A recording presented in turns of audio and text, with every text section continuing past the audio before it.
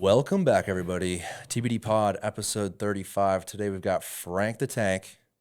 What's up, everybody? Back again, and a very special episode because producer Tyler turns 21 years old today. 21. It's a big time, dude. Happy birthday, my brother. Yeah, cheers. Cheers. Yeah, you already know. Let's do it. Cheers. Oh, we have to. Ty, I think I said this to you earlier. I don't even remember my 21st birthday. I don't even remember what I was doing. Fuck me. What was I? I was in 21. college, living in a fraternity house. I don't remember the party. I don't remember the night of or the day of. Can't be that important then. 10 years ago. Right? For me. Is it? Yeah, 31. You're 31. Crazy. How old are you, Frank? 28. Okay. Yeah, so only 7. You were at FSU, though, right? Yeah, I was at Florida State. I was You wouldn't working. remember it anyway, then, probably. Right? Probably not. Yeah, there's no way. Probably not. Hit I your was head on the fountain. I was at Marcus in Manhattan at 21. Oh, wow. You were up there young. Yeah. Let's do it. Cheers. Cheers. Cheers, boys. Happy Tyler. birthday, Tyler. Happy birthday, bro. Cheers. Cheers. Bottoms up. Tyler's first beer, everybody. Yeah, Mom first and one. Dad, if you're watching. Sorry. For sure the first sip ever. Thank you. Yeah, I guess I don't have to say sorry, right? Because your I had mimosas with my mom and dad this morning. mom and dad get How was it? slammed. That's great. No, they didn't get slammed. No, I saw a lot of booze on that shit table. today. Yeah, no, that was the only drinks that we've had. But Okay, one of We you all drank sang, all of though. them. I know it. oh yeah, my dad, of course. Okay, all right. Mimosas we are do. great. Oh yeah. I've never been the mimosa. Are you more of a guy. Bloody Mary guy? Yes, but like even then, like I don't like anything in my alcohol. I either want a beer or just the liquor I feel you. because I think it all tastes pretty shitty. It depends on the context. If you wake up hungover, like a good mimosa can be a nice little pick-me-up. I'm also Right. not an OJ guy. Causes some issue. Yeah, so Bloody Marys, though? love them.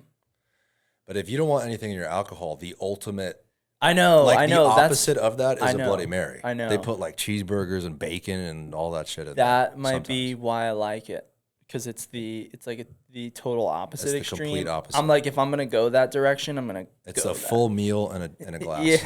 Yeah, with a little buzz. It's like what's that soup that you serve cold? Oh, what? Yeah, come on, it's all the time.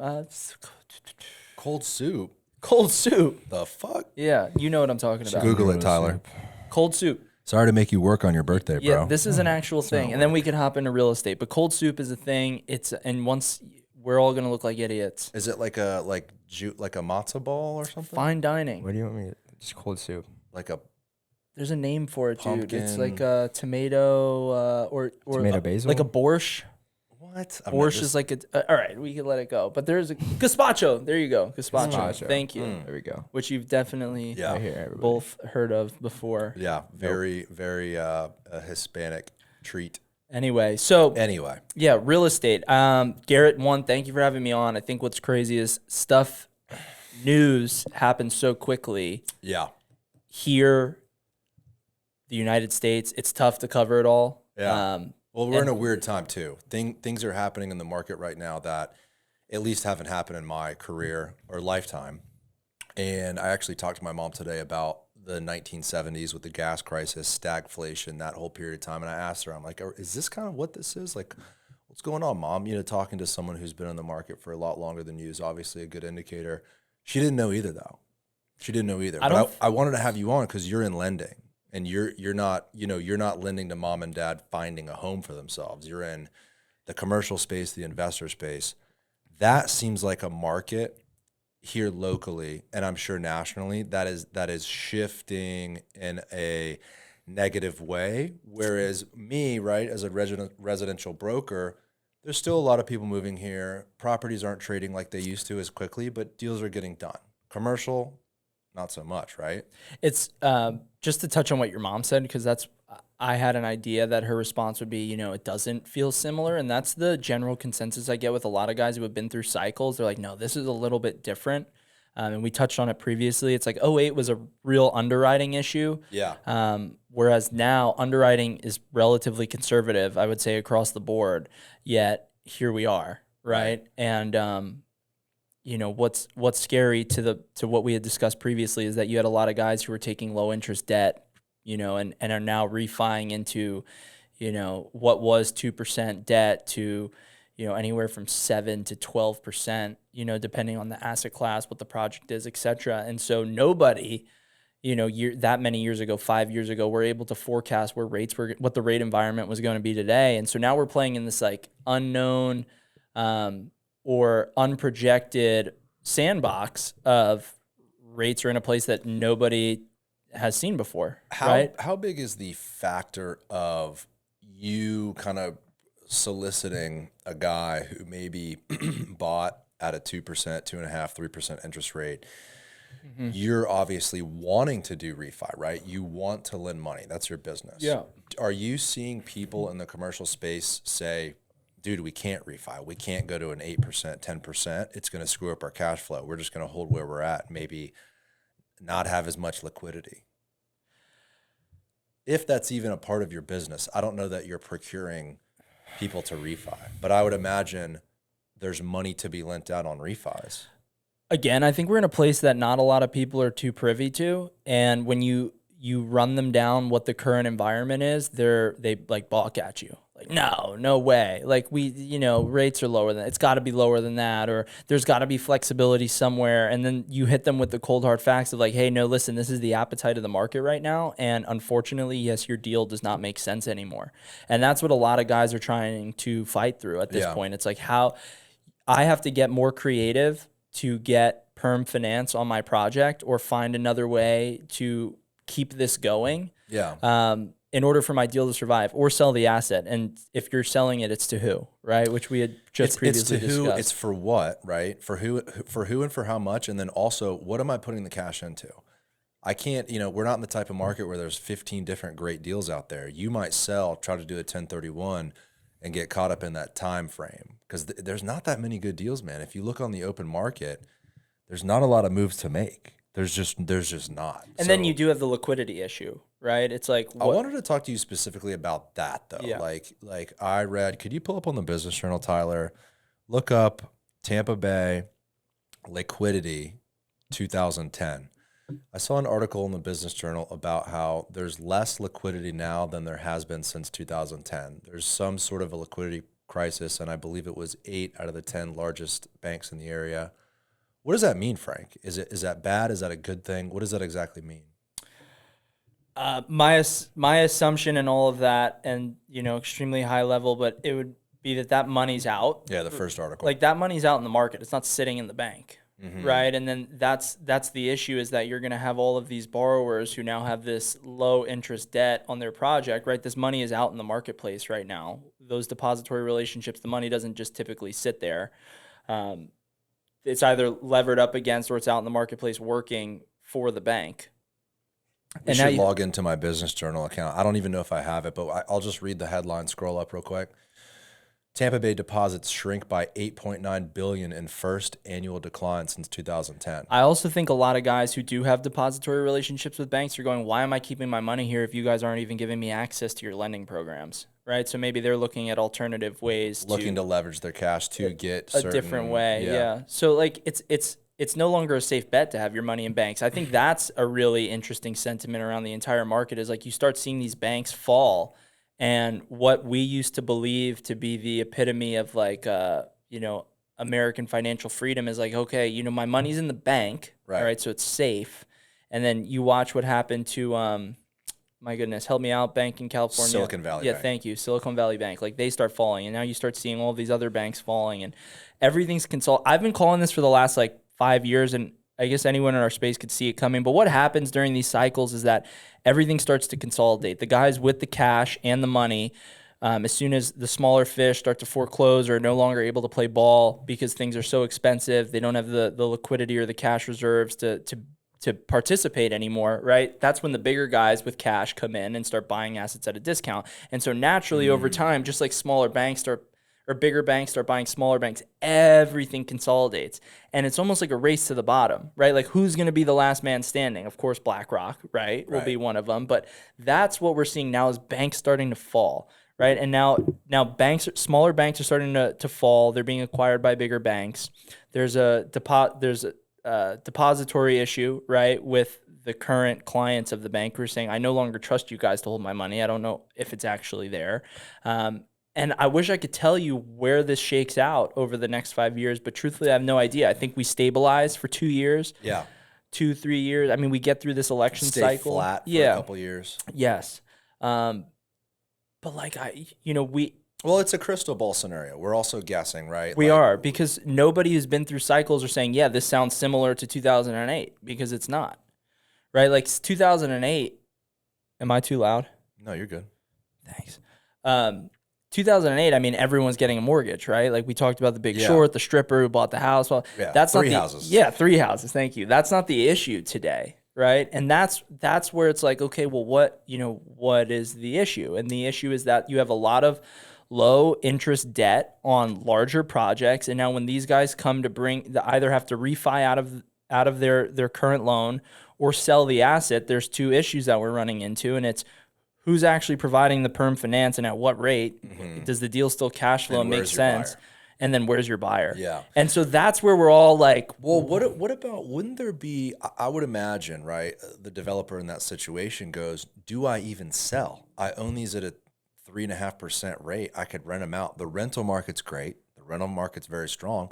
Maybe I have a portfolio of new construction rentals. What if your loan's maturing though? And you own. Well, that's the likely scenario, right? Because a lot of those loans are due. Well, a lot of these guys don't want to sell. They want to hold. You want to see out the life of your term, and then you want to refine them and continue to cash flow on your asset. But I'm saying these guys that have 25-year debt at 3%, whose deal made sense at 25-year 3% debt, now has to refi into 7% debt. Mm-hmm. So it changes the economics of the deal, it changes the valuations of the project, and it's not good. It's changing it for the worse in every case. Well, it's minimizing cash flow on all cash flowing assets, because now you're bringing it to a perm product that has a higher rate, when you're used to this 3% payment, and now you're getting hit with a 7% interest rate, 8% interest rate. It changes the deal. And then you go, okay, well, now I'm not cash flowing on the project enough to where it makes sense to hold it or refi into this new debt. Well, I got to sell the project. And then you go, well, who's buying?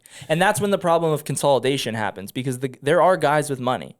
There are guys with money who understand what's going on and say, all right, I'm just going to wait. Well, that's the thing, right? Like, we need to understand what Blackstone is doing and what Buffett is doing and what these players that have multi-billion dollars. I feel like not only do they know what's happening, they're kind of the ones that obviously control the market. Yeah, they're market makers. So my I don't have an understanding of the financial market.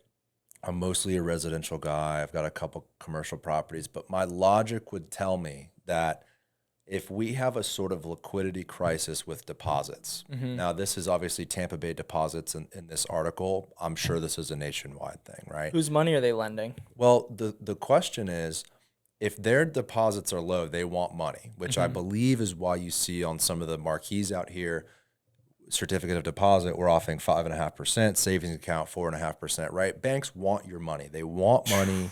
They're willing to give you a very high interest rate.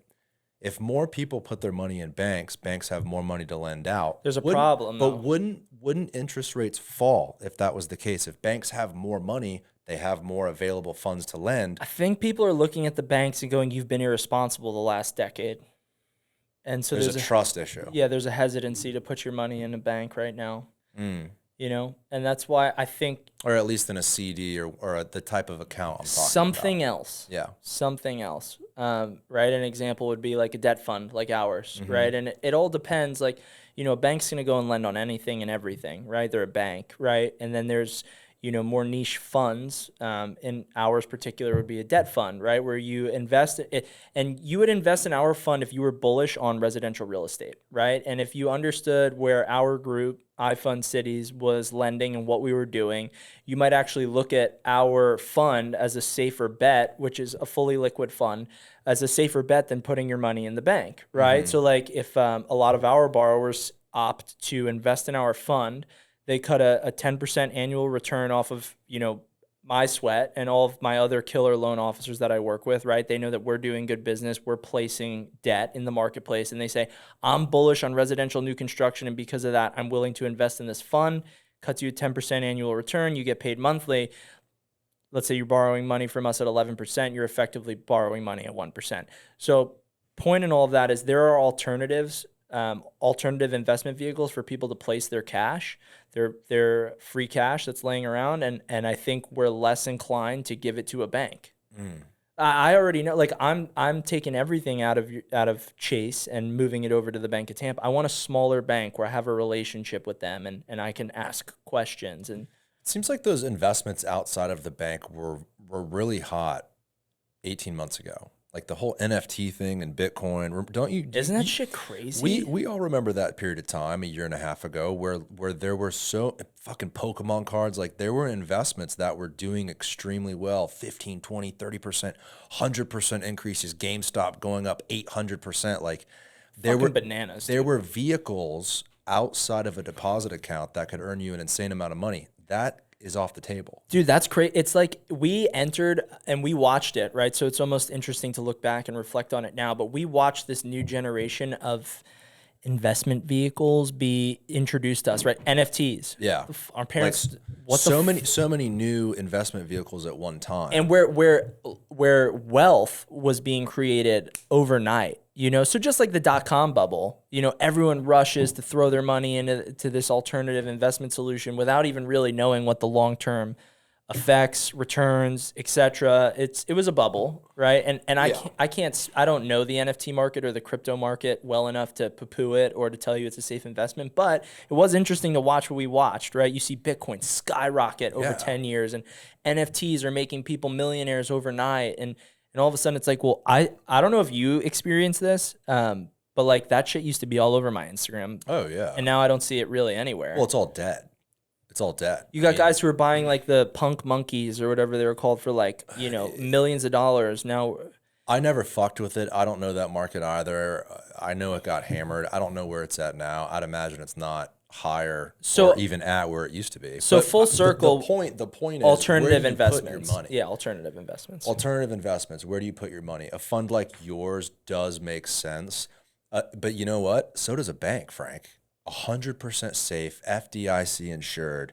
You put your money in a CD. How do you lose that? You don't. It's basically risk-free. 99.9% risk-free, short of a fucking Depends what you meteor define hitting. as risk-free. Right, exact. Well, because okay, not taking into account opportunity cost, right? yeah, but not even that. I'm just saying, like, I mean, do they live by those rules? Do they actually? Is my money safe? I don't know. You know, like, Well, Silicon Valley Bank, right? Like that kind of getting wiped out is a step back where it's like, can this happen to Bank of America? why did our grandparents stuff cash in underneath their bed and in their ceiling? We're right? not. Like, We're only a few generations away from something like that happening. So- It's happened in the past. It could certainly happen again. so I think it's a trust issue. You know, But you'd imagine those deposits would increase. You don't think people are going to put their money in CDs for 13 months for 5.5%? Why am I going to go buy a 5 cap real estate deal if I can put it in a bank at the same rate with no toilets, no tenants, no insurance? I think because in one instance you control your destiny, and the other one, not that you're leaving it up to chance, because you're right, it's FDIC insured and it's a bank. You know, You historically, could say it's it's very risk-free safe, for this conversation's right? purposes, But then right? you know, to the other notion, it's like you're an investor, and if I gave you the option, like, hey, here's $2 million, you can either give it to this guy, you know, and it's gonna stay. You're gonna get a 5% return annually over the next 10 years. Let's call it, right? Or I could give you this $2 million. You have the utmost freedom to go do whatever you want with it and make more money. Which option are you taking? Yeah. Depends who you are. Well, I get it but also like, depends on the market you're in. If you're in Yeah. this market, you probably want your options on the table. You probably want money in the bank to be able to pull the trigger on something. Sure. And like we could talk fear-based all the time and say like, oh, banks don't have deposits and blah, blah, blah. But I mean, tell me if I'm wrong, but I feel like there's so much opportunity in our marketplace right now. 100%. I think that 100%. there's a ton of opportunity to deploy capital here, particularly in real estate, right? Yeah. Because that's what we know and that's what we're talking about. But just being involved in the market and, you know, at the state level, like I know you're pocketed primarily to this MSA, but like I see what's going on at the state level and deals that I wasn't getting a look at, let's call it 5 months ago, 6 months ago, are now knocking on my door. And could you guess why? If I was going to guess why, because this market's a screamer and Orlando's not in the same position. So they're shifting capital this direction. And the banks are no longer looking at projects that they typically would. So in now, those markets. right. And now it opens up doors for direct lenders like myself, and we're getting different looks at a bigger, a bigger variety of deals. Here's the next conversation. At what point does the faucet shut off? And what I mean by that is, Yeah, that's let's a good say question. the Fed has already came out. They've chosen to not reduce the interest rate. The last conversation, the last meeting they had, they're staying where they're at, right? And their indicator was, well, we don't see prices necessarily going down. We don't see inflation stopping. We're not going to reduce the interest rate, right? We're going to keep it where we're at to kind of to hedge against inflation. What if the next meeting they have, they turn it up? What if it goes to 8% or 8.5%? I don't know that it would do that in one meeting. But what if it goes higher, Frank? At what point are you guys not even able to lend out money? We're close. Really? Yes. Yeah. You're 'Cause getting where to are you at right now on a deal? I want to build a house. I put in, it's an 80-20, right? Loan to, I don't know how you do it. You explain loan to it. cost. Yeah. 10 to 12%. 10 to 12%. Mm-hmm. Yep. Okay. And there's a particular appetite for that type of paper. And a business like ours, you run at volume and low margin, right? So like we're not making a shit ton of money on every deal. We rely on our extremely talented loan officers to continue placing debt on good projects and keep turning around. Because the way that we make money is we lend money out at 12%, we sell it at 10%, to the next tier of investment groups, right? Hedge funds, private equity. We know that they're buying our paper at 10%.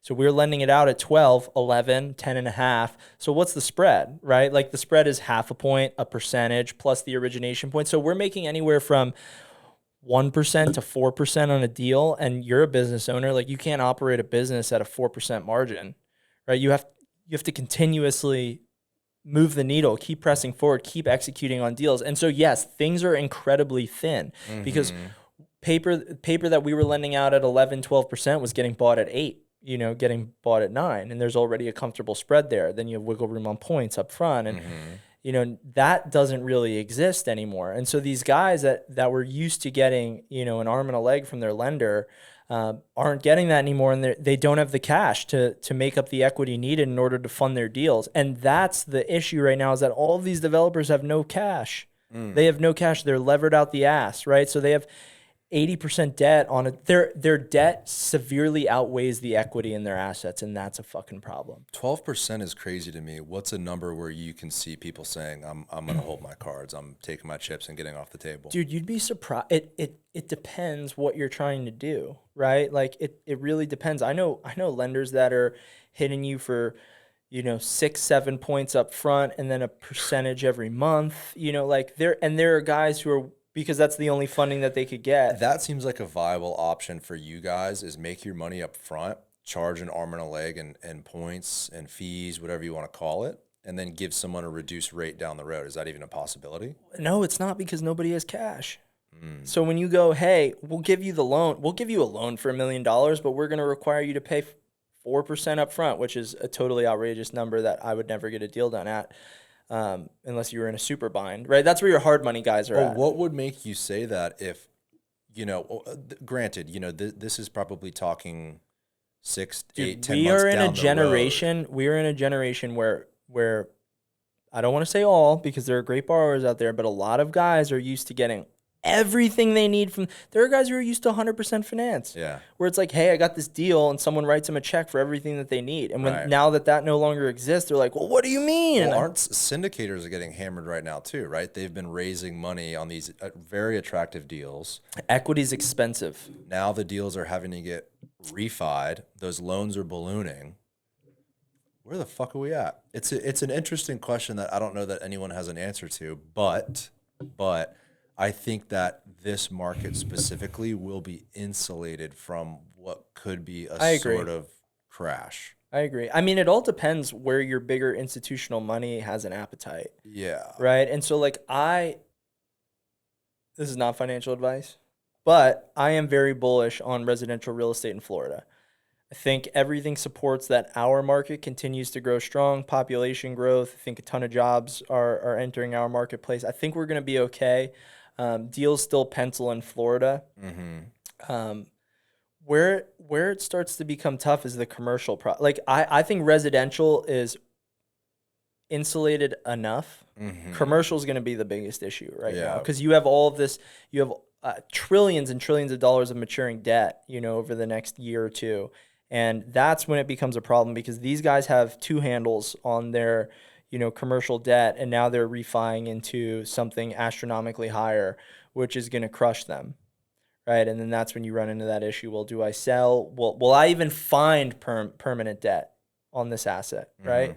And that's what I'm curious to see, dude. Is Yeah. like, is this all are we gonna be in a foreclosure frenzy where the banks have to take over all of these assets and now we're selling, a $5 million asset for half the price, like just to get it off the balance sheet? I don't know. I don't know. Well, 2008 was largely a residential deal. I mean, that was people buying too many houses, over leveraging homes, right? Condominiums, etc. This seems like it's more of a commercial issue. Yeah. Shout out to the entrepreneurial strippers out there. Yeah, that's right. Yeah. One home, ladies, one home. Yeah. You don't need three. Yeah. But it seems, well, did you just see the news? Look up downtown LA, Bermuda development. There was a developer that just went bankrupt on a multi-billion-dollar deal in LA. Now, granted, right? California, a lot of people are moving out. Will that happen here? I don't know. Yeah, liquidation of China Open Wide, $2.3 billion deal. Court orders liquidation of developer China Ocean Wine Holdings. Was this like part of the EB5 EB5 program? I'm not exactly sure, but I think on these larger commercial master plan developments, certainly like the ones we have here locally, you've got the new Rays Stadium with this huge, I think that's like a $6 billion development over 20 years. Obviously, you've got Water Street, multiple Is that phases. Necessary? Pull that up. I don't mean to be. I was laughing my ass Dude, off is when that I saw necessary? That. I saw the construction timeline. It shows like, here's what the final product will look like in 2043. It's like, we're going to be underwater in 2043, Dude, aren't we? what are we doing? And 2043. Maybe this is over my head, G, but like, what needle does that move? Moving the race, does it? Call me a hater. But isn't that's the biggest question of all? Call me a hater. For a decade, okay? Everyone was fighting to move the race for basically one reason, okay? People can talk, it was about this, it was about that. The main reason was low attendance, and people for a long time, I'm telling you, Frank, I grew up here, people forever, since the 90s, have been talking about moving that baseball team to Tampa because of low attendance. Get it over here. No one wants to. And drive now they're to just St. moving Pete. it down the street. Now they're down the street. Check out the map. They're moving it one block to the east. I agree with you, Frank. What does it solve? Fuck I are don't we know. doing? It is a part of a larger project. You can see here on this Yeah, rendering. It's sure, a part of whatever. a massive development, right? Don't care. If you build it, they will come. I'm sure if it was built out like that, if you could snap your fingers, yeah, you'd probably get better attendance in 2043 when the thing is supposed to be finished. What does it do right now? It has I believe it has a smaller number of seats than the current stadium. Great. We're regressing. I don't understand. I'm just confused by it. It's like such a talk of the town. It's like, it dude, is such a talk of the town. And my take on it is that was the only deal they could get done. I think they had a few different developers that wanted to partner.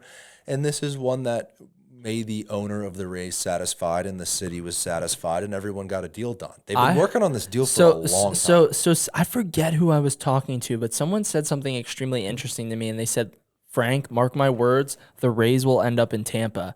And I was like, well, what makes you say, like, no, they're about to cut a deal for St. Pete. Yeah. And he goes, Frank, this is marketing. This is all speculation, but he said, this is marketing. You say it's coming to Tampa. You run that up for months and you get the renderings released and everyone's getting hype. And then all of a sudden you pull the plug and you're like, no, we're staying in St. Pete. You think they're teasing us with a little feather. Dude, you think they're teasing us and they're getting us all crazier excited. shit And has then they been pull it out of our feet and they say, we'll stay in St. Pete. And then Hillsborough County calls the owner, Stu Stoonberg, and says, hey, man, you got to get over here. We'll give you everything you want. And then they make the announcement, and then everyone's like, yes! Right. But attendance skyrockets, and the guy gets another and they hype it up. $100 million. We'll see. Are we just so before the curve? Like, they might just be so many steps ahead. Go on Instagram, Tyler, and look up Tampa Bay Times, they just posted the construction timeline of what the development will look like by 2043. It's impressive, but we're sitting here talking about what type of unknown market territory are we in, what type of debt is available to investors, and these people are talking about a development in 2043. It's insane. Who the fuck knows what world we'll be living in 2043? Where are they getting the money So from? it's right here on the right, 2024 to 2029, first phase of development, construction timeline, top right, Tyler. The Rays are slated to play their last game in 2027. So they will be where they're at in 2027. Dude, get the fuck out of here. Is that it? This is the state. Well, no, hold on. The new one's on the right. Get the fuck out of here. Yeah, it's one block away. Here's Dude, get the fuck out of here. Listen, what you just said is so hilarious because if they play their last game in the 2027 season, doesn't that buy them a lot of time to make a deal over here? I mean, who knows what kind of asterisk they could put in the deal that they signed with St. Pete? What if they have a foot out the door? Mark my words. What if they take this deal over to Tampa and they're like, hey. Never happens. This never happens. Dude, this has to be the, I mean. That's crazy. And someone might watch this and go, well, you don't know. Right. But just based off of what I am looking at right now, this has to be the stupidest development plan. Let's pick the stadium up, move it right next door, and put why don't you just put all the retail in where the new stadium's gonna go? Like what?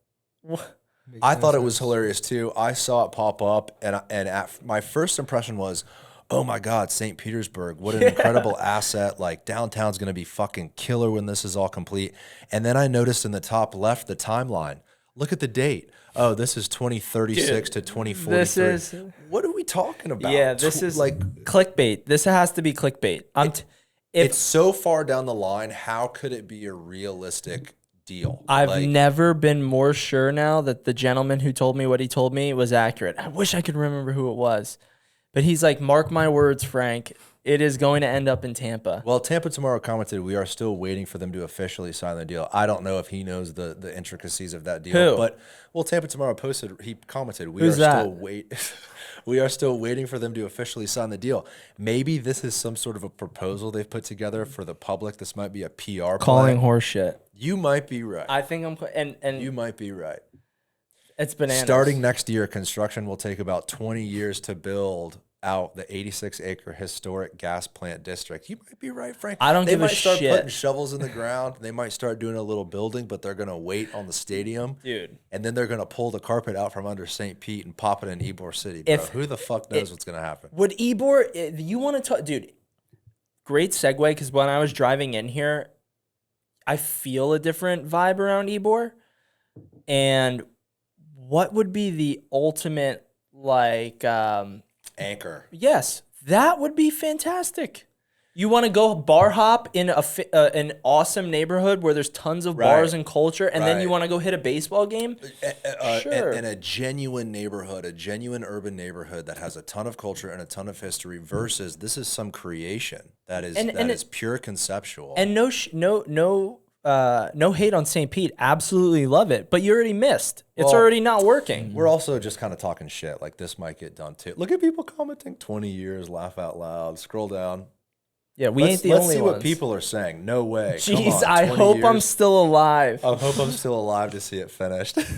Yeah, so it's like, anyhow. I'll be 51 years. I'll be 51 years old. Yeah, yeah. Makes no What sense. We're out here like, hey, there's trillions of dollars of commercial debt about to. Tyler will be 41 years old. He'll be older than me. I just drank my first beer, and when the plans are you're gonna be 40. You're gonna have a wife and children. You're gonna have a kid in high school before you go to a ball game here, and you're drinking your first beer today. It's like when your parents show you a photo on like film. You're like, yeah, this was us when we were 18. You're gonna be like, yeah, we talked about this back when podcasts were a thing.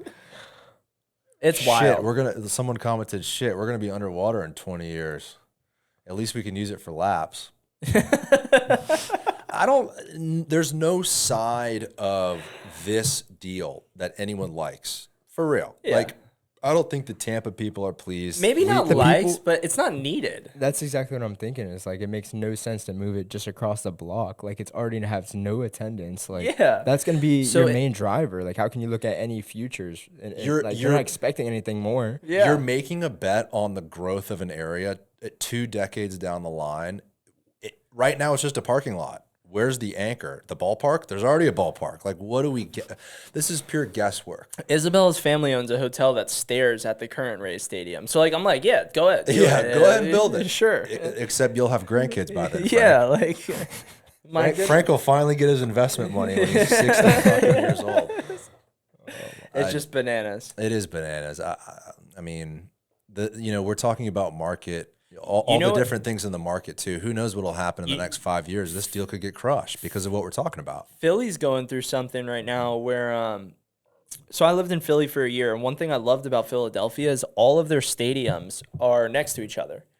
And you can go, and there's a massive bar pavilion. It has multiple bars in it. You could go there, watch the games, and then all the stadiums are right next to you. And now they're looking to move the basketball. Is it Wells Fargo? I think it's Wells Fargo Center. They're actually looking to take it out of the area that it currently resides, which is like a very famous historic area, and move it into the middle of downtown Philly. And when I heard the news, I was like, what the why would they do that? Like, it's of so much convenience to go. Like, if there's multiple games going on in one day, you can go there. It's all there. It's like this big hub for all things Philly sports, and they're looking to move it. So, I don't know. Makes no sense to me. Well, a lot of it is politics, and that too. One of the owners don't like each other, something of that nature. well, the owners have tiffs usually with the local municipality. So I know in Tampa the issue, because it came up in the election in 2019 here for the mayoral race, was, are we going to use the power of the bully pulpit, like being the mayor? Like, the question to the candidates was, will you get up there and like try to persuade, the owner of the Rays to come over to Tampa? Will you try to persuade local leaders to make it happen? And a lot of the people said, I wouldn't give one penny of tax money towards a new stadium here in Tampa. So the sentiment at that time to the owner of the Rays was, fuck you. Like, you build the fucking stadium. We're not going to pay for it. right. Unfortunately, I think that started like this animosity where the owner of the Rays was like, bro, like, help me out. Like spend a little tax No. money, build a stadium. No. No one here wanted it. I'm out. I think this is him, the owner of the Rays, giving Tampa the finger. I think a lot of what this is him giving Tampa the finger and saying, okay, we're going to build a Water Street level insane development in St. Pete, a new stadium. Yeah, it's a block away, but fuck you, we'll do anything but move to Tampa. like I think that's what this is. It's like twin brothers fighting, Yeah. right? It's like you got St. Pete and Tampa just being like, well, fuck you, Yeah. fuck you. That's why I think it's a little bit of a pie in the sky. We'll see what happens. Yeah. I think the idea that the local government here wouldn't pay a dime, okay, to get the stadium here in Ybor City is so silly. We should be very willing to work with the owner of the Rays to get that stadium here. It would be a huge asset to our city, especially here in Ybor. The transition from Ybor, let's just say 5 or 10 years ago versus maybe 5 or 10 years in the future, with gas works, with Ybor Harbor and everything that And the Daryl proximity Shaw's to doing, downtown, I think it makes et more cetera, sense. et cetera, et Yeah, cetera, yeah, et cetera, yeah, right? yeah. Like, it makes so much sense for the Rays to be here. Yeah. I think there's mist in the air that this deal will get done in Tampa. This seems like a big distraction. We'll see. Yeah, we'll see. You know what's funny? Not to totally cut this off, but did you read the comments from our last pod when we were discussing affordable housing? Did you see how many people were like, Well, pull it up, because I did. and Not that I try to read the comments, because sometimes I I'm just could shaking get going. my head. Yeah, I could It's get going just- forever. But I just found it interesting.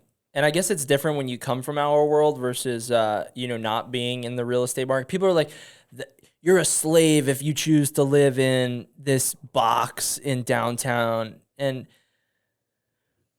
like, you could read, I think I went back and forth with someone. Yeah, don't do that. No, not like, not argumentatively. No, just no, like no. I'm just saying in general. Yeah, Frank, yeah. You're not going to win these people over. No, I know. I just found it interesting. Like, it's like, hey, we're offering an affordable, nice. Like, would you live in one of these, Tyler? Yeah. 21, young. I think it's completely catered towards someone like you, Tyler, a young guy who wants to be in the energy of a city, who can't move to New York because it's just not feasible. Yeah. You don't have a job, you don't have family. You want to be in the city Well, down maybe here. maybe it's just a transition point, right? Like you don't get all those amenities like you guys talked about. Yeah. Let me It's let me just let me a say this though, transition because point. I actually kind of messed up here on this reel. I'm talking about how I really enjoy this project because it's simplistic and it doesn't offer amenities and it's a little bit more affordable. I'm wrong. I actually looked into the project. It's a luxury micro project. So it does have some good amenities and it is at a competitive price point. It is cheaper than a lot of other luxury communities, but because it's micro. So they've actually advertised it as luxury micro. All right, let me check what you. I was saying was wrong, just to be clear. And regardless, let me ask you this. The point remains the same. Am I short-sighted to say that is an appropriate, that those are appropriate living conditions for someone fresh out of school? Like, I don't want to regress and say like someone fresh out of school doesn't deserve, a beautiful place to live with this and that. Like, I just remember when I got out of college, I wanted to be in Manhattan so bad and I couldn't yet afford it. You would have paid whatever the hell you had to. I was looking into, I know this sounds absolutely insane, but I was still interning in Manhattan at the time when I wanted to move in. And I was looking at ways to get to like have a place to, this sounds absolutely absurd, but a place to just stop in and like refresh myself if I needed to. And it wasn't even an apartment. Like I was looking at like, storage units or like something I could turn into a little music studio that was smaller than this, which was an option, like a rental office that I could like leave some clothes in. And so that's what I was willing to do in order to be around the opportunity, and so I get frustrated when You and a line of other young people, though, are right? willing That's to why do you that. go to Manhattan. Right. Like you're willing to suffer, and I was never suffering, but well, if we could pull this development up, in fact, click on it, Tyler. I'd like to highlight it because it is an important one. I think it's pretty groundbreaking for Tampa to have a micro development like this, new construction. It's well on its way. I drove by it yesterday. It's looking really good. And on a site that small, to put a 7-floor building with 100+ units, like, dude, that's what we need. That's what Tampa needs to be, a dense, walkable city. Yep. You got to have dense development, and that's what this provides. What is this? Do you know what the square footage is on these? It's like 500 in the hundreds, like 400, 500, 600. My first apartment was 550 square feet. It was a small kitchen. Dude, you're moving to a city. Yeah, like I feel like there's a miscommunication between a lot of these people commenting about who and what young people want and the reality of providing that. You're not going to get a house and a yard in downtown. Dude, it's a city. Like, you're going to be in a smaller house. And like you said, there's a ton of young people moving here from larger metros or locals that want to be in a city that don't mind living in a small home. And Tampa offers enough amenities as a whole at this point where, and I granted, if you're a homebody, get it. Sure, me too. But Go to the website. Actually, that might have the information you need, Tyler.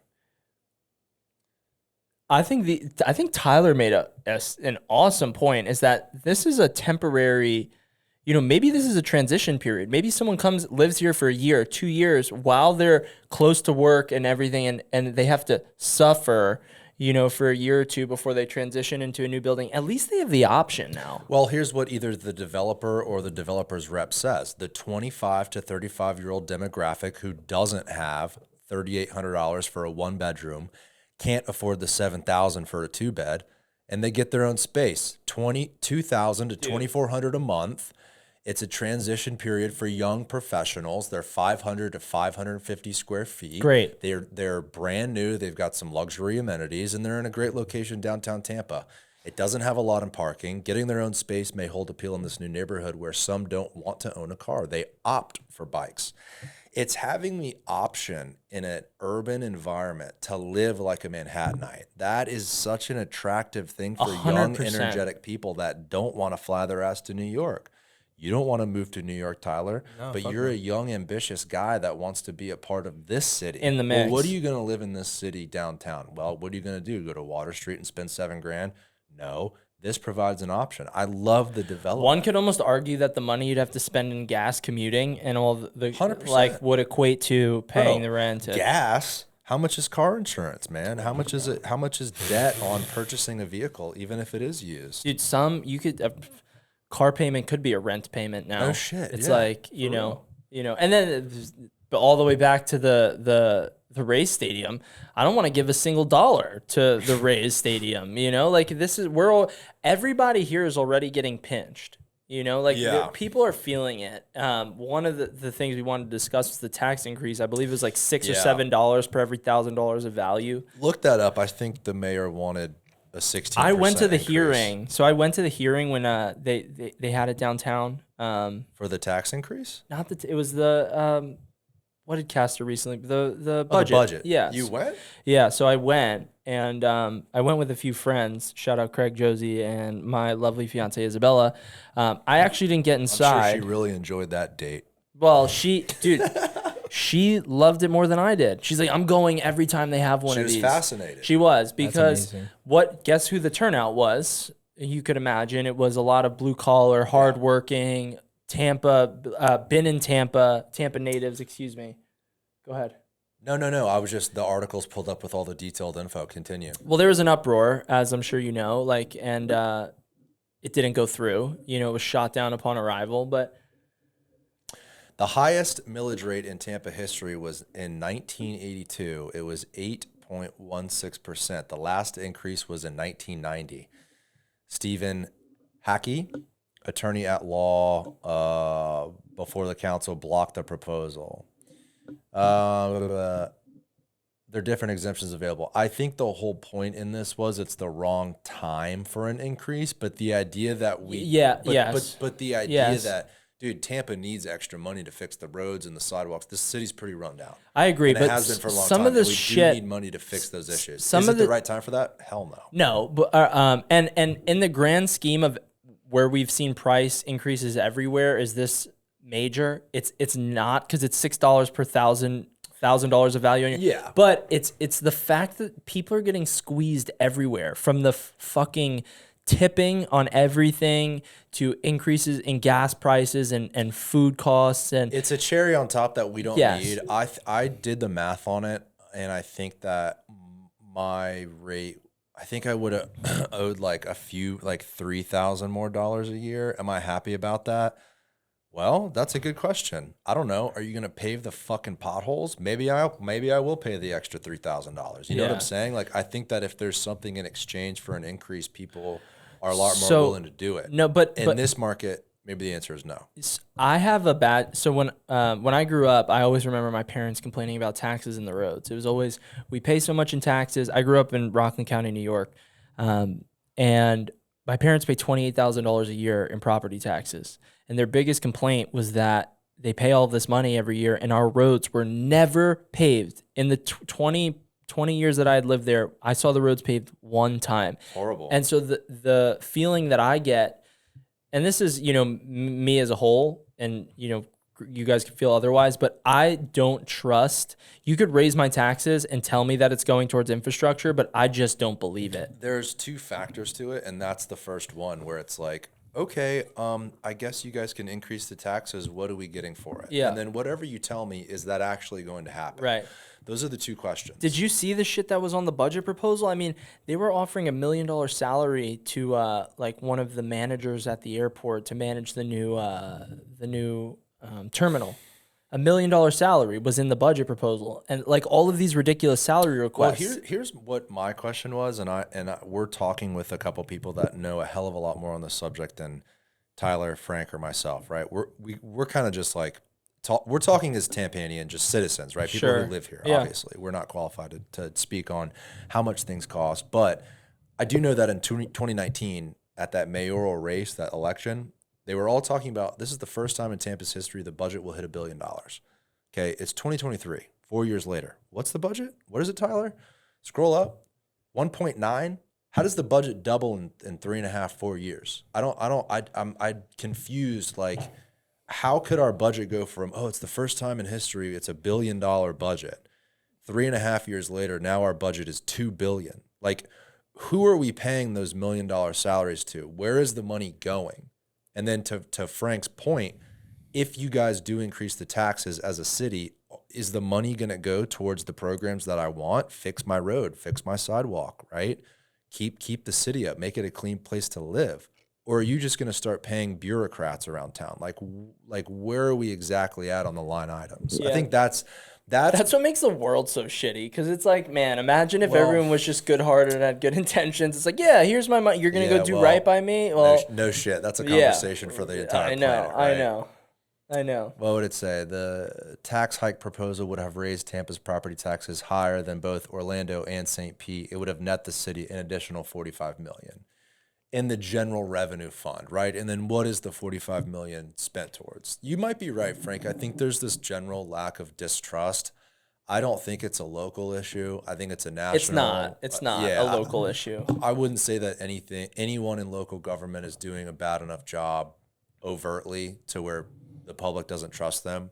I think we have good local leaders, Enough so. I mean, I disagree with some things, but like, I don't think there's any corrupt people. Oh, that's why we live here, right? Yeah, I don't think there's corrupt people in office. I just think that we're in a situation where we do need to spend money on certain things, and I think where we get the money is the question. I think this plays great. And is it the pocket of the property owners and property taxes? I don't know if that's the answer. I think in comparison to the real estate market, what we were discussing prior to this is like there's never been a more important time to understand your deal. Same sentiment with everything going on in Tampa or at the macroeconomic levels. Like there's never been a better time to understand what's actually going on with your money, right? So like if there's an increase in taxes, well, where's it actually going? Yeah. Same with your deal. It's like you need to know your deal in and out these days, right? Because margins are so thin, and if you miss on your underwrite, up front, and you get into a deal, the whole thing could blow up, right? Oh, yeah. Because a lot of builders, developers, our generation is used to we just talked about how much money am I going to make versus am I going to make money, right? And now we're in this wave of am I going to make money and not does the deal even pencil out? Can I even find a debt partner? Can I even find a capital partner? Yep. Whereas before it was which one am I going to? Right. Who's got the best rates? Who can give me the most leverage? Whereas now it's like, who's going to touch this deal at all? Yeah, I think we've had spoiled child syndrome where every deal worked out.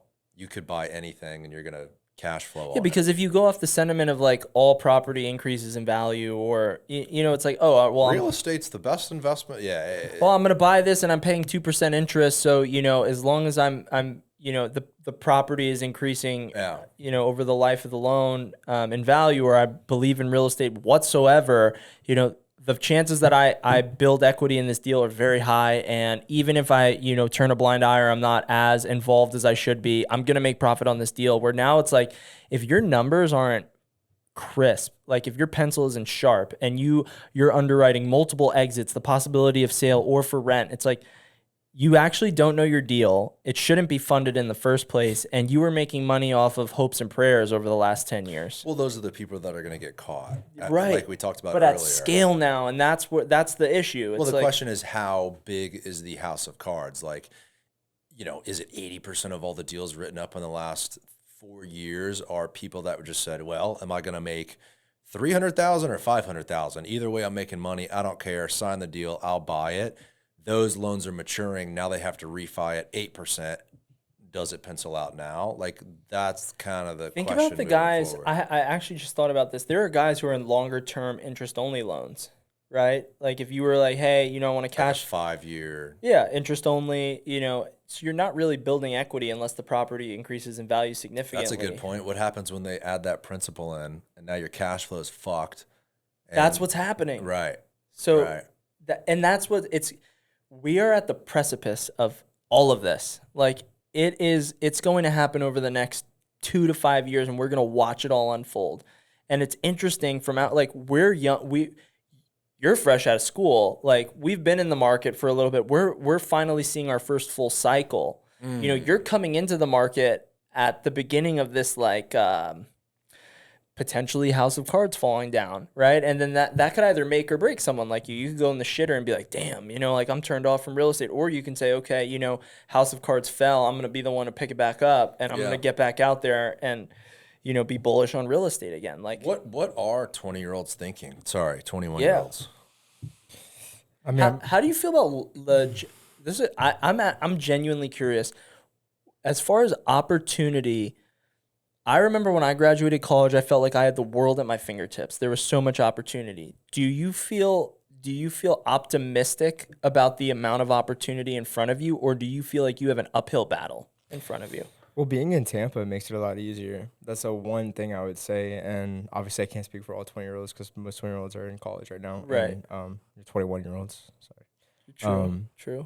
But I would say I'm optimistic in the sense I have a lot of time. And if you look at people that were, during the 2008 crisis, they were just getting into the market.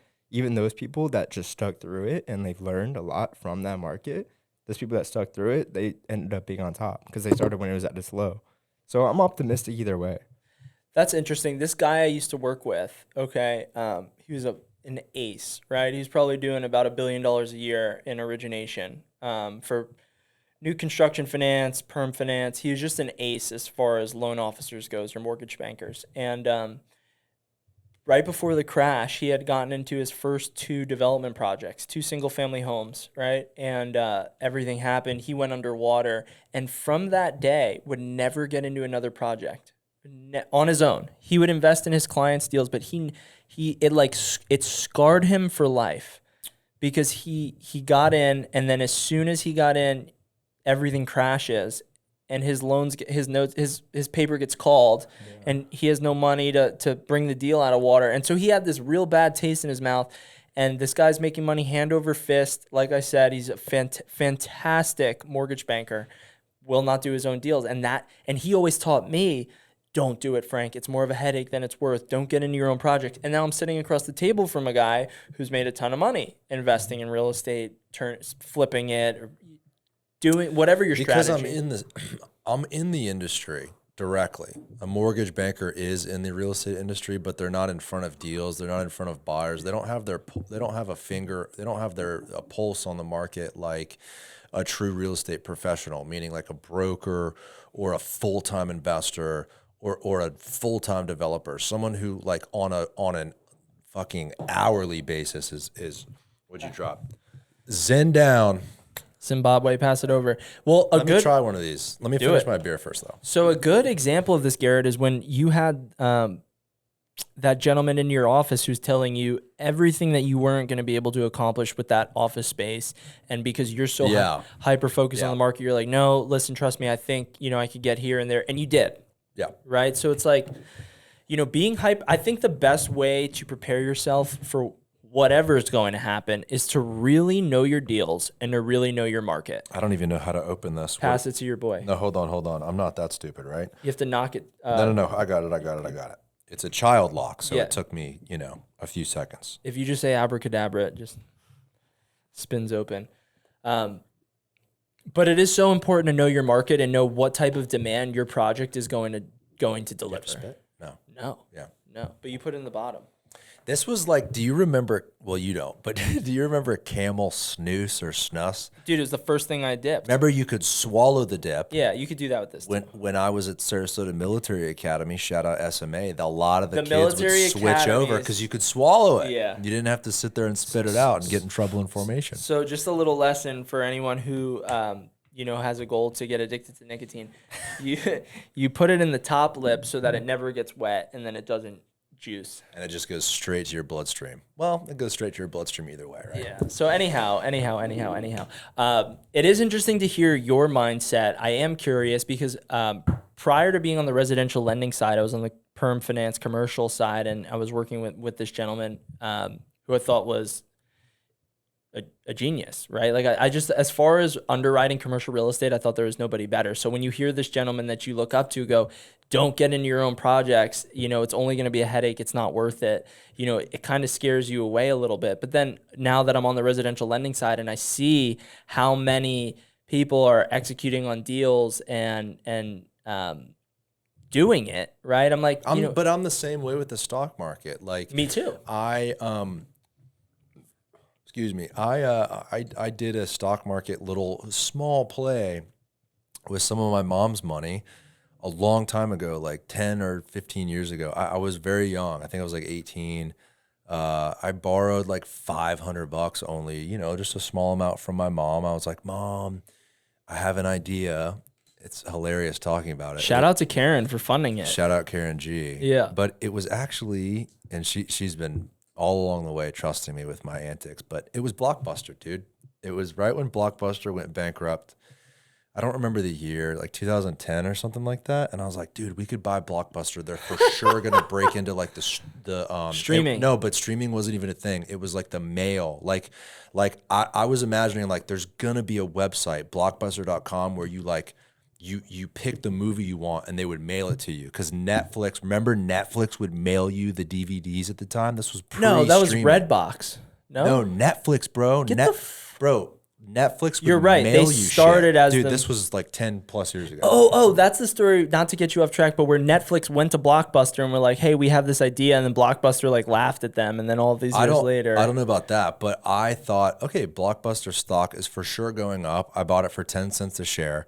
Sure enough, it doubled really quickly, like in 2 days. Then there was $1,000. Let's go. And I remember rich. I was at like Carrabba's or some shit with my mom. This was back when we were like scrubbing it and trying to make it. And my mom's been successful since then. And it's all worked out, thank God. But this business idea didn't, because I'm sitting at Carrabba's with my mom talking about, dude, if Blockbuster's going to go up, if it goes up to even $1 a share, we're going to have $50,000, Mom, and I'm going to buy you a house one day. And we're out the mud, Mom. Turns out like 2 weeks later, we lost the whole thing. Lost the whole $500. And the point is, since then, my mom will not touch stocks, and neither will I. I won't don't have either. a dime in the stock market. I don't like the stock market. I think it might as well be legalized gambling. I don't touch it. But to your point, people outside of their space, when they dip into an investment and they get burned, they're extremely unlikely to go back into that space. When I was working with Vinny, shout out Vinny, iFundCities, Charleston. Let's go. Right? Charleston, Jacksonville, and Savannah, Georgia. Shout out. Kid's a slayer. But Yes. he was trying to buy a home. He was a first-time home buyer here in Tampa. Unfortunately, the market went crazy, and he simply got pushed out of the market. And when I was talking to his father, because his father was going to help him get the loan and co-sign. He's an ace, his like dad. a lot of great dads do. And his dad got burned on Florida real estate in 2008. And when we had a conversation about Vinny buying a home, he's like, dude, what's the market going to do? I'm not quite sure I even want to buy a house. I got burned in 2008. So this guy, this father, got burned 15 years ago on an investment. Flash forward to today, won't even help his son buy a home, or was at least a little bit bitter about it. Yep. That's going to play a role moving forward, where you're going to see investors exit the market because of this cycle right here. You see investors exit, but the guys who've stuck it out, like all the way, they've been through it. Like guys even in the lending industry during 2008, and they just stuck it out through it. They were able to go through a full cycle of like the bottom of the bottom. And then when you're actually going to look into purchase, 2010, 2011, things are already at the lowest. Yeah. So it's kind of like how you look at it. Like now knowing exactly what happened in 2008, I can be optimistic because I can look back at that and be like, all right, there's a crash coming. Then I can just build up all this equity, learn how to make money in this market. And then at that point where it turns again, I'm ready to go. There's some badass local lenders on the residential side who I will get on the show. Rob with Bolt Lending Group. You know Rob. I know Rob well. Very, very nice guy. You know who you should have on? Well, hold on though. Yeah, please. Jared Cox as well works Don't for know Truist. him. Both of those guys were in the mortgage business through 2008. They've seen a full cycle on the residential side. Those guys have a really good pulse on what that market is going to do for buyer demand and kind of how that's all going to end up. Right. I can't wait to ask them, why the hell did you stay in the mortgage business through 2008? It seems like an insane thing to do. Rob DeJour's an ace. I'm going to double shout out Rob because Yeah. he's also the nicest guy on the planet. He's the man. Attest to that. Yeah. Oh, yeah. You're working met with him with right him, now. Yeah. If I can't get it done, Rob's he's the guy. a great dude. I'll get him on because he would have a cool perspective on this. Another one, another gentleman you need to have on the show is Ryan McGinnis, local hard money lender. Yeah. They run a very impressive fund here locally, and they do. Ryan and his brother do very creative finance. They're also actively funding. I don't want to blow them up. Land deals, which is not something that you see frequently these days. And I would have to imagine that makes him one of the hottest girls in school currently. One of the most unserviced markets are the guys below that institutional level where you have the banks and like your bigger lenders coming and going, yeah, we'll fund your entire project. A lot of the smaller and when I say smaller, I mean guys building from like 10 to 100 units. There's nobody who's actively funding their A&D or their horizontal development. And with where interest rates are now with vertical construction, it's very difficult to get deals to pencil. So what's happening is a lot of groups are giving away a huge piece of equity in their deals. They'll go out and raise money up front, right? Because typically like a construction lender like us, we want to see you do all of the horizontal development up front. We'll come in and reimburse you for that work. So you buy raw land, you get it zoned, bring it through entitlements, you do the horizontal development, right? And then you bring it to us when it's shovel ready and we're like, okay, we'll fund the vertical construction and we'll reimburse you for the work that you've done up front. But that's a lot of work up front. That's a lot of cash needed, right? So like these groups that aren't willing to shell out $2 to $4 million in soft costs up front are going out and raising equity just to fund the purchase and the horizontal development, right? But then they're giving away 40% of their profits. And so that's a very unserviced piece of the market. The lender almost becomes an equity partner, not a literal equity partner, but they're taking a big enough piece of the pie to where they're almost no, the equity would be like this group. I'll give you an example, right? I know this group locally that is looking to build 30 townhomes, okay?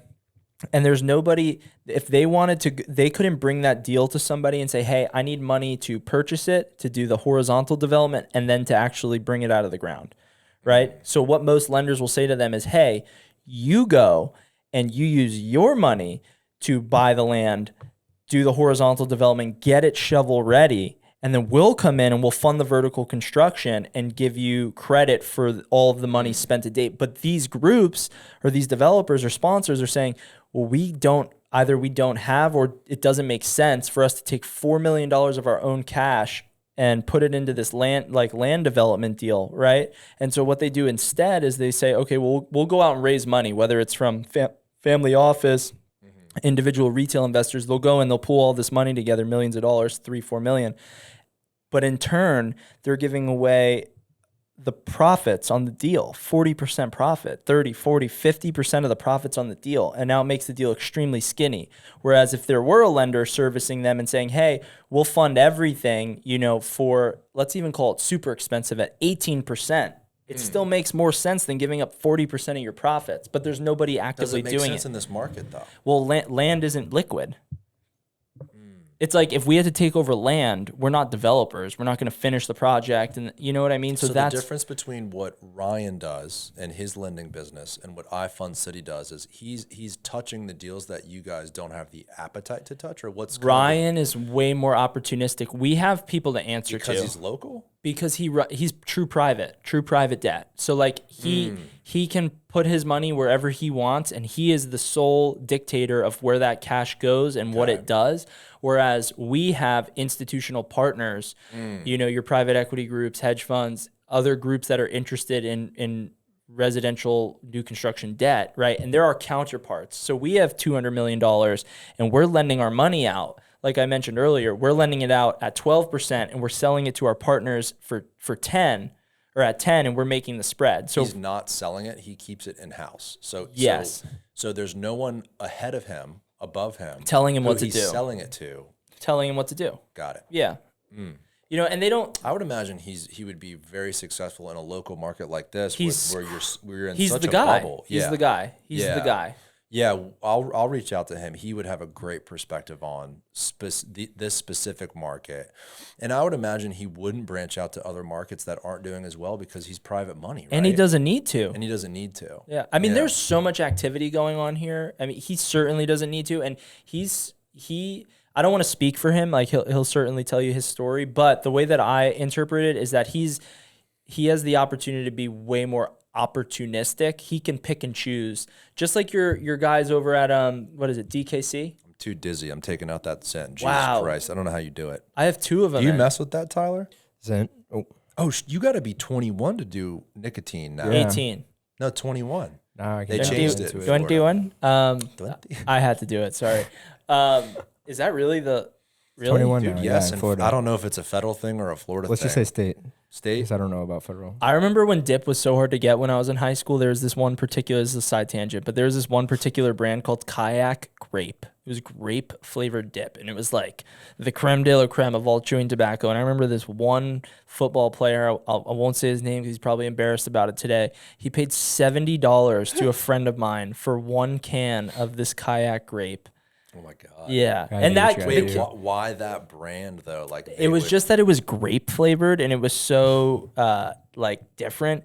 And shout out to the kid who sold it to him. He's been a hustler his whole life. He Notre Dame grad and now he runs like something with a Blade. Dude, anyway, he was a genius. That's like selling ice to an Eskimo if you can get a kid to pay $70 for a can of dip.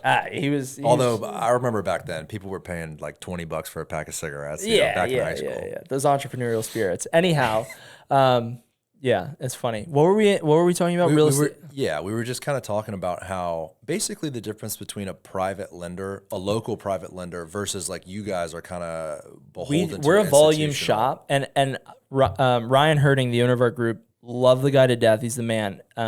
Actually, shout out all 3 owners: Brian Ziggenfuse, Chris Terrio, Ryan Herding. They're all goats.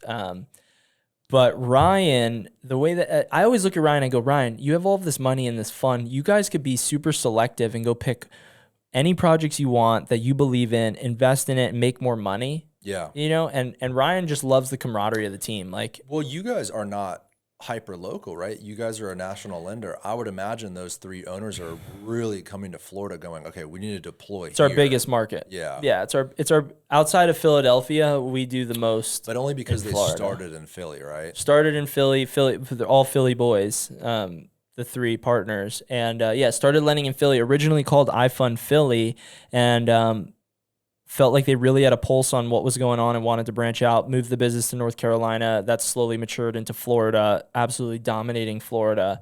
And then it grew to a nationwide operation outside of Nevada and New York, just because the red tape there is too difficult. We don't want to touch those deals. But yeah, so it's a nationwide lending platform, but Florida by far is our market. And then from a residential side, I don't see that changing. I don't. Because people are going to continue to move here.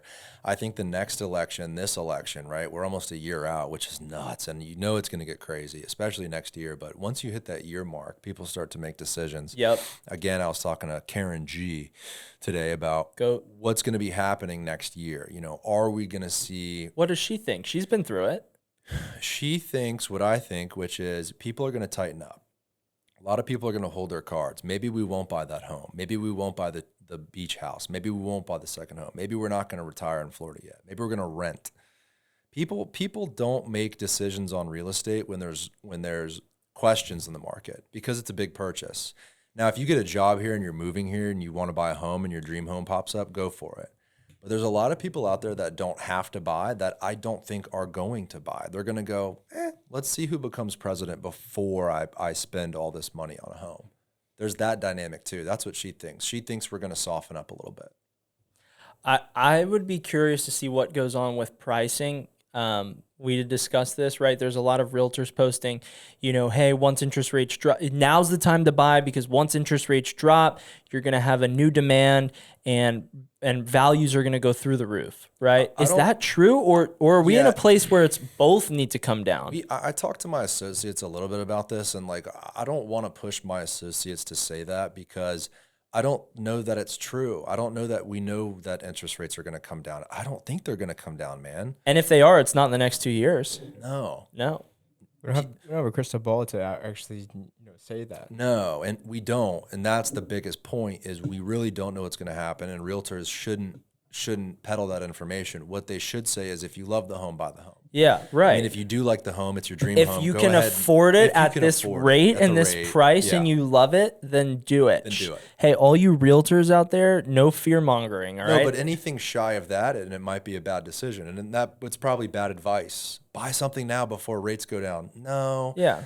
Buy something you love And if you don't find anything you love, go ahead and rent. It's okay. We don't need to make our commission. I mean, I hate to say that, but we want to be honest with our customers. We don't want to feed them the wrong information. And again, like you said, Tyler, we can't predict the future, but I have a pretty good idea that the interest rates are not going to go down. I don't know why they would.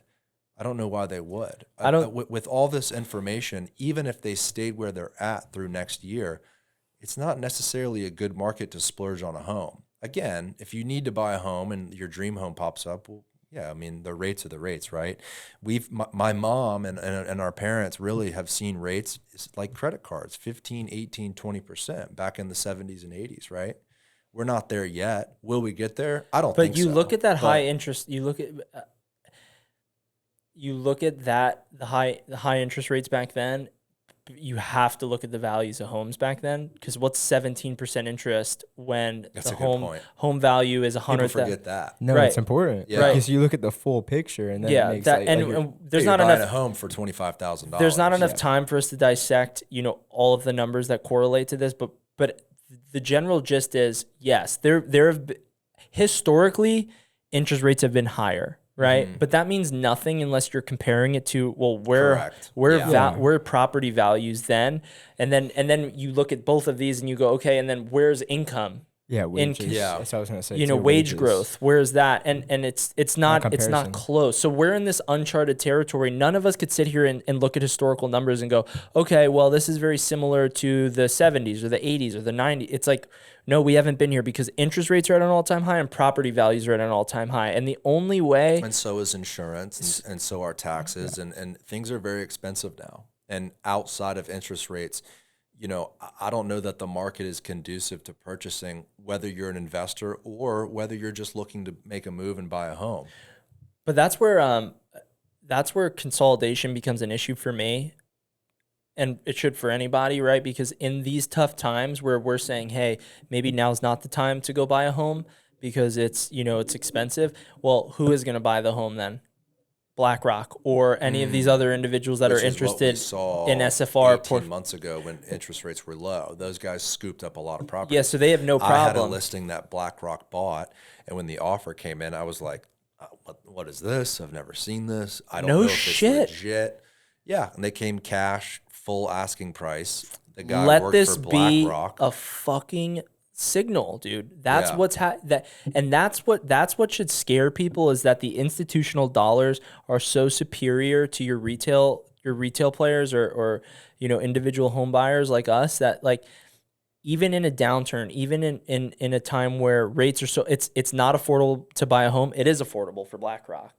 It is affordable for these bigger groups that are bullish on single family, like Yeah. the single family product type. And I mean, single family rental didn't exist in the 90s, the 80s. Like nobody was renting a single family home, and now it's become such a popular asset Well, class. institutionally, I mean, obviously there's small time guys that Sure, have a couple houses. 1,000%. Yeah. But I'm saying you've never seen at the institutional level an asset class for single SFR. Right. A Yeah. single family rental is now Well, a big fucking deal. And to the tune of billions of dollars. Look up BlackRock single family, Tyler, on Google. Pull that up. They've earmarked billions of dollars to purchase single family homes. Well, that's why- specifically in this market. That's why I told you about Prudential and PGIM merging together, right? That's the same. It's right, the 'cause same they're idea, moving towards that type of investment strategy. right? Right. Yeah, I just think that there's a lot of unknowns right now. We're definitely entering a market that I certainly can't point to a time in history that it's looked the same as it is now and into the future. It's definitely uncharted territory.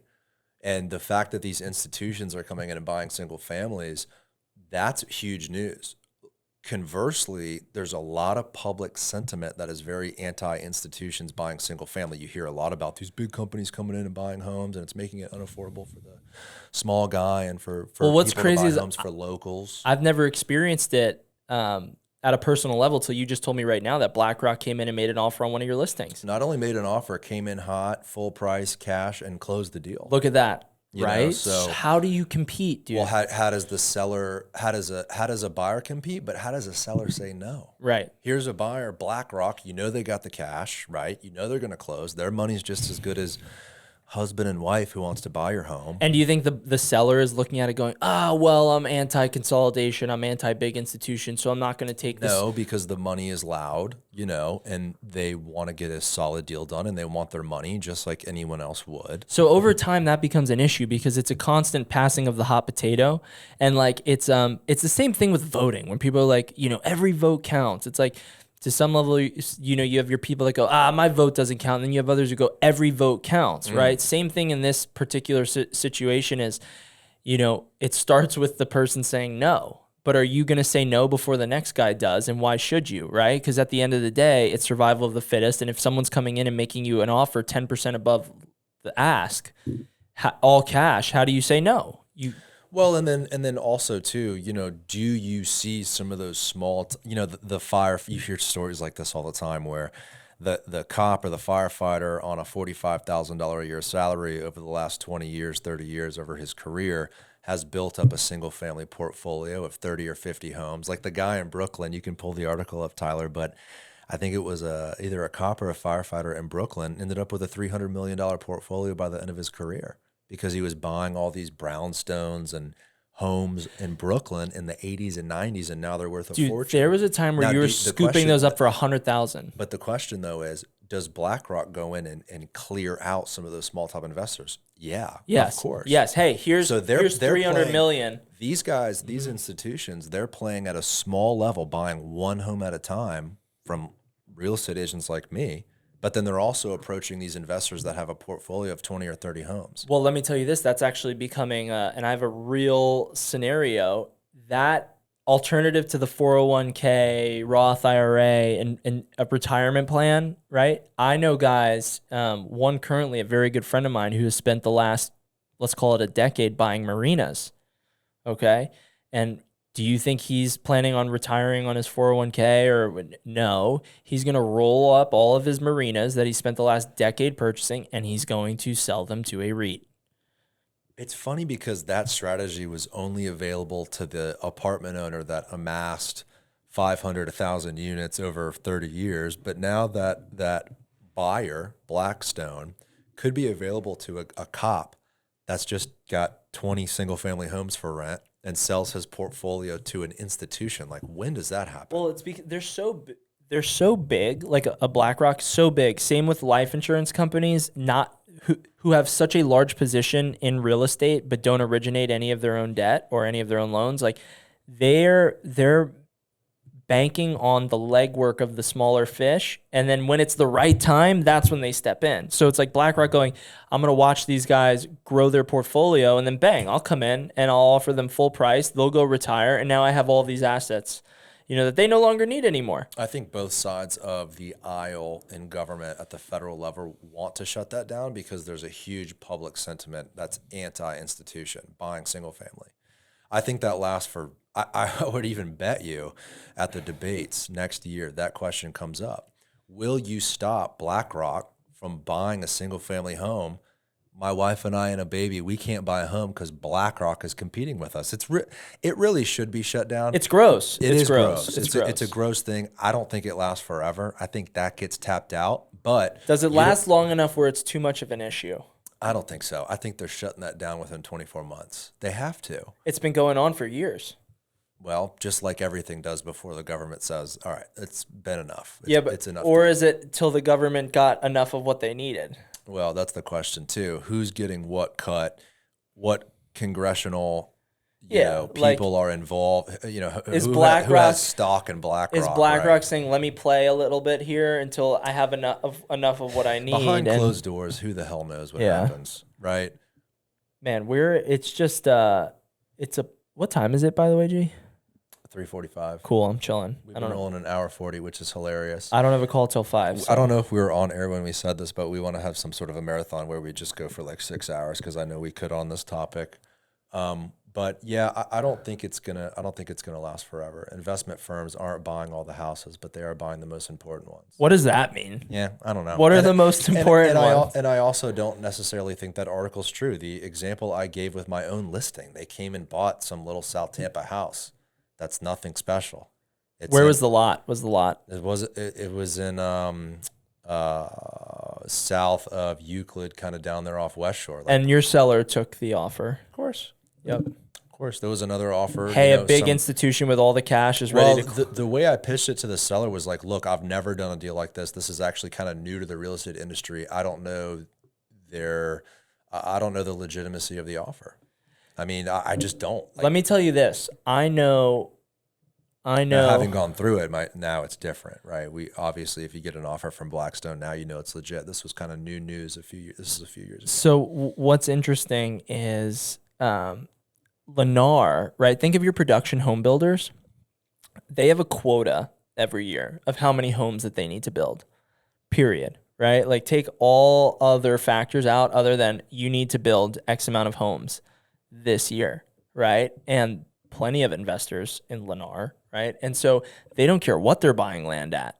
You know, they just know that we have to meet our quota of building 500 new homes in Florida this year. And so whatever that means to get it done, they're going to get it done, right? So they'll pay exorbitant rates and prices for land so that they can hit their quota, you know? And so from a buyer's perspective, who are you competing with, right? How do you compete with them? Now, who are you competing with? You're not just competing with your other retail investors or your other, you know, home buyers. You are competing with big institutions. And then what about, here's another question too, right? And it kind of plays into that. It definitely plays into that, where Lennar or Taylor Moore or these large home builders, right? Name one, okay?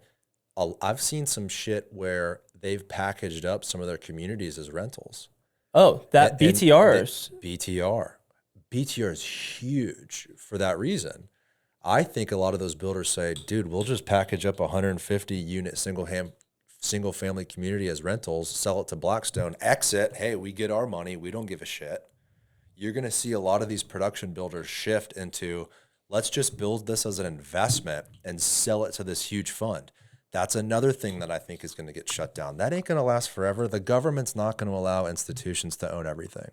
To what point? Although it's always going to be to what point, because it's happening right now. So it's I was just going to say that's kind of a bigger conversation on, like, not New World Order, but like, you know, you'll own everything, you'll own nothing rather, and like it and be happy, or whatever the quote is. It's like you'll own nothing and like it. You know, it's all of these things we're talking about will happen until the government either can't get their check. It influences elections where there's so much public pressure on a politician to actually change their stance. I think the money's flowing, and that's why it hasn't been stopped. But like you said, Frank, once the government has what it needs and the public pressure is on the politician to say, okay, we're done with BlackRock. It's a win-win for everybody. BlackRock says, okay, great, we got what we needed. And then the government gets to go, all right, well, we put our foot on the neck of BlackRock, so they're no longer going to do this. And so they're in the back going, suckers. And we're like, oh, great, our politician stepped on their throat. The politician looks like the hero. Yeah. So I know, dude, it's like a black hole. And I'll say this, right? It's never been more important to pay attention to politics than right now. Mm-hmm. And I have one friend who makes money hand over fist, and you know me, like I was deep into politics for a minute, as we know, and I would say shit to him, and he'd be like, one of the smartest kids I know, and he would go, yeah, I don't know anything about that. I don't know anything about that. I don't know, and I'm like, how, dude? Yeah. Like, how I hold you in the highest regards. I think you're so into. How do you not pay attention? And he looked at me and he goes, well, Frank, I mean, I don't think I can control any of it, and really all I can control is how much money I have when shit hits the fan, so that when it does, I can get on my plane and I could be out of here. That's the smartest thing. And that shit slapped me in the face. That's the smartest thing all three of us can do, is prepare your own family and your own pocketbook. Like, what else can you do? Make whatever moves you need to make to prepare for the worst. But but now to the contrary is that's the seller who's getting an offer from BlackRock, right? It's hey, their money's good as anyone else. They're paying more. I'm taking their offer. Right. Or versus you can't blame the seller for that. You can't. But like, and I'll put myself, if I were in those shoes, I am so anti institutional money buying single family homes, right? I'm anti that, right? But now let's say I'm selling my home and BlackRock comes in and they make me a sweet offer and they say no inspection, and you know, and they're ready to close in 2 days. Like, 20%. How do I say no? The first thing you learn in economics is people respond to incentives. And then in political science, you also learn that a lot of people, most people, what they do in the polling booth is a lot different than their public sentiment and what they tell their friends and what they tell the world. And I think at the end of the day, if you are selling something and there's someone, whoever, an institution or an individual, whatever it is, they're willing to pay you more money, you're going to take that offer. And I think until the government steps in and stops it, you're going to continue to see that. The question is, how does that affect the financial market that we've been discussing? I don't know. I don't think it's good for the consumer. I don't think it's good for the public. That institutions are buying these assets. Does the uprise start with your seller who says no to BlackRock? Is that the line in the sand? But it's not. They're not going to say no. Right. And even if they did, is that what starts? No. The answer is no. So someone looks at it and they go, okay, I am anti-institutional money buying up all of the single family inventory, right? But I'm also pro me and mine. Like we all are. And so you got to take care of your family and yourself and your finances. So that's like where it gets interesting. It's like, where does this start and finish? It doesn't start. It's not with your seller saying no to BlackRock. Your seller doesn't say no to BlackRock, and then BlackRock goes, oh, well, shit, they must not like this, so we're just going to stop. So your seller is incentivized. He's like, well, fuck it. I'm anti this, but here the money's nice and it makes sense. So like, that's where it becomes a slippery slope. Yeah. Because where do you say no? Just like the same guy who's like, I'm not voting this year. The same thing is happening with cash versus finance deals. So real estate agents right now really appreciate cash deals. You get a cash offer in, even if it's lower, you're going to be inclined to as the broker, pitch to your seller to take the offer because it's execution purposes, right? Financing is tricky. A lot of people are getting no, and denied because rates are very high, property taxes are high, insurance is high, deals don't pencil out. And if there's an offer on the table with financing, you can kind of guarantee, hey, this might not go through. If someone comes in with cash, we know it's a solid deal. Well, I have a real life story, which I believe I've told you before. When Isabella and I were looking to buy a home, we were getting outbid on everything by all cash offers. Like we were just not competitive. And we had a very close friend of ours teach me, if you will. He said, Frank, there's a ton of gray area in real estate. I'm about to teach you a portion of this gray area. And he sent me a photo of his bank account. And he said, go make an all cash offer. Tell them that you own a business. It's extremely liquid and you have more than enough cash to make a cash offer. Just show this to them, put it under contract, and then go line up the financing. Yeah. Right. People do that a lot. Well, you really shouldn't provide proof of funds that's not yours. But what I mean by people do that a lot is even if they don't have the cash, if they're prepared to remove the financing contingency. Right. I'll write up a cash offer. I'll have a $25,000 deposit. I'll risk my $25,000 and try to get financing because otherwise I'm not buying anything. I'm just not competitive. You do see that a lot, even at the higher levels in the multi-million-dollar homes too. We had a guy, let me think, this was 2021, 2 years ago. We had a listing in Sarasota, gorgeous home, $4 million, modern, sick, really one of one, custom. And in a location that if you wanted modern and you wanted to live in this place, this was it. So the house had a lot of attention on it. The buyer that came in didn't have the cash to purchase the home, okay? But they wrote the deal up cash with a $500,000 non-refundable deposit. From the seller's perspective, what we gave that seller from the listing agent perspective was, look, it's a risky deal. We've been told by the agent that they will not be paying cash for this deal. They do not have the money to buy your home cash, but they're removing the financing contingency, putting $500,000 down non-refundable, and then they're going to go to their retirement account and their stock portfolio and get some sort of a loan against that. Yep.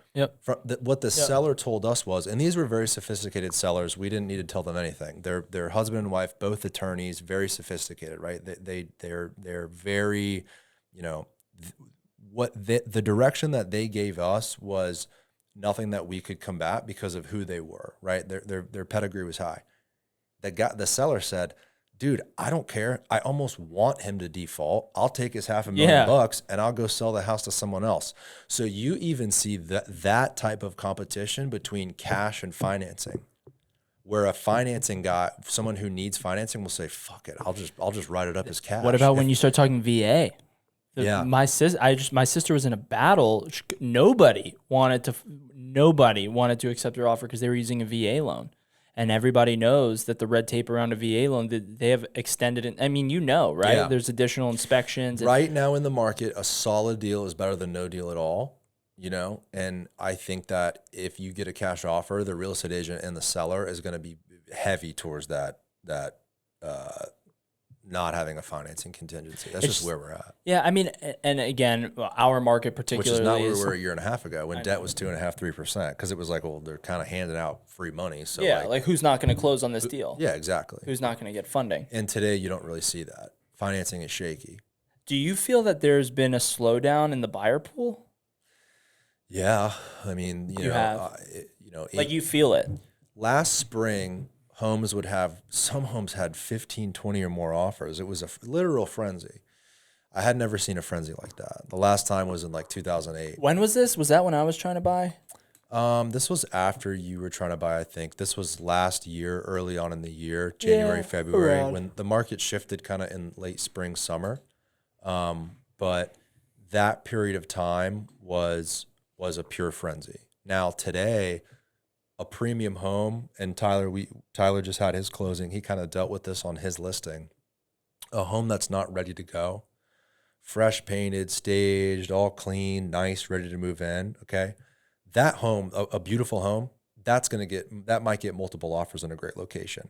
Okay, a home that needs work, people are going to shy away from that. And Tyler's listing, beautiful home, great neighborhood, nice family home. The whole thing was good, Weekly showings. Weekly showings, a lot of attention. That was a nice house. Yeah, but I only got one offer. But no, people didn't want to move forward because there were other options on the market that were more viable. Because that were painted and fresh and move-in ready. They had other options. That's the thing. It's like the people that were actually doing the showings and actually showing up, the feedback that they were giving back was that needed to be changes for them to make that decision, which is indicating that they can be a lot more hesitant and selective. Yes. And we have a higher inventory right now. So if I have my pick between 5 different homes, I'm going to pick like the nicest one, obviously. Whereas a year and a half ago, there was extremely low inventory. I'm going to pick what I can get. Popped up on the market and it had holes in the wall. Okay, I'll just fix the holes. Like, I just need to buy a house. Yeah. We're not there right now. We're not there. Wow, what a significant shift in about a year. Yeah. I mean, it was a bloodbath when I was in the market. It was a bloodbath. It really was overnight. When interest rates popped up by like a couple points in a few weeks, this was like April, May, June last year. It was a fall off a cliff a little bit. Haven't we experienced more or less 100% price increase? Oh, yeah. Since 2015, 16? It's funny they talk about inflation. 7% inflation. They don't include a lot of the real factors in there. I think they include non-volatile commodities. Dude, homes have literally appreciated 100% since 2016. If you include certain items, especially real estate here locally, homes have appreciated over 100%. I mean, that is fucking nuts, in 24 months. I got my real estate license in 2021, and I feel like that was the peak of the market. Like 2020, 2021, that's where it appreciated the most. Like people were, there's multiple offers. Yeah. My first open house that I sat had about like 60 parties come through the open house, and there was probably like 20 to 30 offers. It was insanity. Like that's crazy. It's like that's like the perfect ideal. Like everybody wants that home. Yeah. 20 to 30 offers is nuts. You're going to see a lot of real estate agents fall off too and switch careers because can't wait. I know there's too many of us, right? Can't wait. It's just a little bit hard to do business right now. I mean, even for us, right? Like we've worked with a lot of first-time home buyers that have exited the market. We mentioned Vinny. A lot of people that are in the $300,000-$500,000 range. It's hard to find anything, and even if you find something, you are going to pay $5,000 a month for a $550,000-$600,000 house. Not just that, but the chances that you're buying something that's move-in ready at $500,000 here in Tampa is like gone. It goes back to who you're competing with. When that house does pop up, 550, 575, move-in ready, great condition, flawless, bring your toothbrush. Dude, a cash buyer is going to rip that out from under you if you're financing. Yeah. Yeah. I got to take a piss. Should we wrap up or do you guys want No, to? I agree. I have to too. So I have to pee also. Wow. Okay, well, we can wrap this Bring it bitch in, up. boys. Frank, you the man. I appreciate you doing this. Let's give Let's do a weekly show. We can think of a name later, but I want to talk real estate, current events, Tampa, everything we talked about and today. just bullshit. And of course, drink beers and talk shit. And, Tyler, the man of the day, Yes. the man of the year. Wait, real quick before we go, Tyler. If you had to set one goal for 21 for this year, what would that be? And it could be anything. It could be spiritual, physical. It could be business related, professional career. But if you had Dude, I had this big belief that by 21 I was gonna have my first property. So this year is it. this year, okay. Regardless of the market. Remember everything we kept in mind, and also remember that the deal I did on Highland changed my life and changed my career, and I found it in a market that I thought a deal with that structure and those numbers wouldn't exist.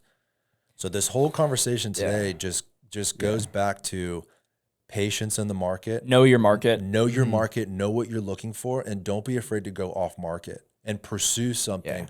Pursue that owner that's owned something since the 90s, 1980s, whatever. Hey, man, no one's buying, I'll buy. Also, to Garrett's real life scenario of having someone tell him what his property was worth, him looking him in the eye and going, "No, I think you're wrong," and then actually going and achieving what Garrett said the value was.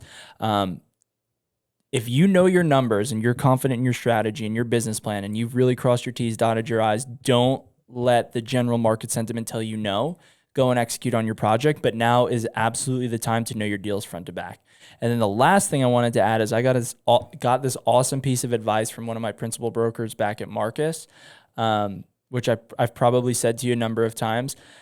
I was, I believe, 21, 22, and all I wanted to do was make, millions of dollars, and I was frustrated that I wasn't making more money. And my mentor at the time looked at me and he said, "Frank, let me just give you this piece of advice."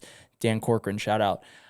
He said, up until you're 28 years old, and I don't know where he came up with the number 28. He said, up until you're 28 years old, the only job you have is to learn as much as you possibly can. Learn everything. You're still in school. He's like, and once you're 28, take all that information and hit the ground running.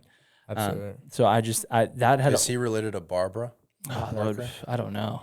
That'd be a powerhouse. Yeah. I wouldn't be She's a surprised. powerhouse. And another thing too, understand that you're extremely young, because I was in the same boat.